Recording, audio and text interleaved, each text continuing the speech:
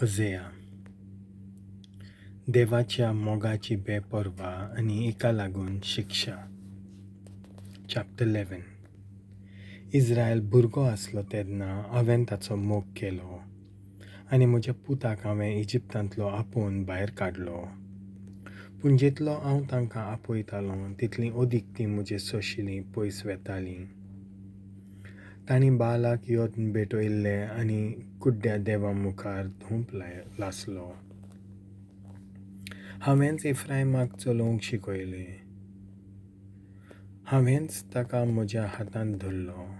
तरी हांव की तांचो परामोस कोत्तालो म्हूण तांणी वळखूंक ना.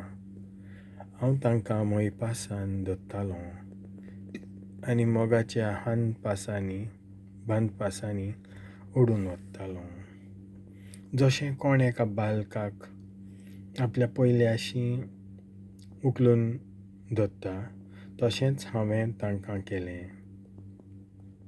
आनी उडोव घालून ताका हांवें जेवण वाडलें.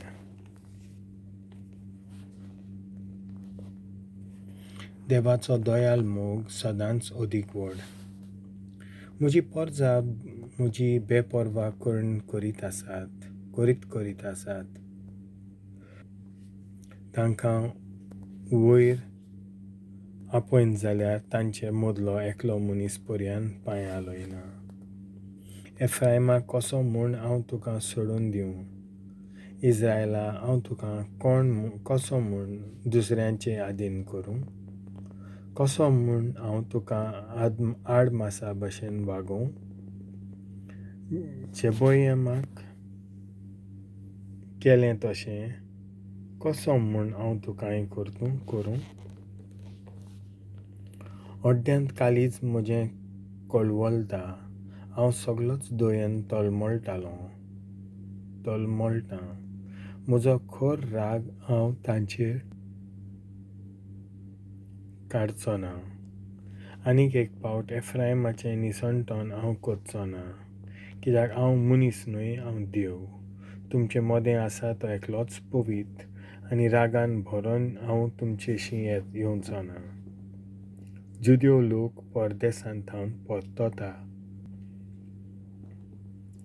तीं सोर्वेस्पोरा फाटल्यान वेतोलीं. एका शिवा भाशेन तो gorôz ghaltolo आनी तो gorozta tedna, ostomtek thaun tacheô put-dhuvô kampun-chollbollun ietoleô. इजिप्ता थावन गिरबोज्यां भाशेन kampun-chollbollun ietoleô. असिरिये थावन पारव्यां भाशेन उडून येतल्यो आनी हांव तांकां नव्यान तांच्या घरांनी रावंक दितलो. उलयता तो सर्वेस्पोर. देवाचें उतर हें.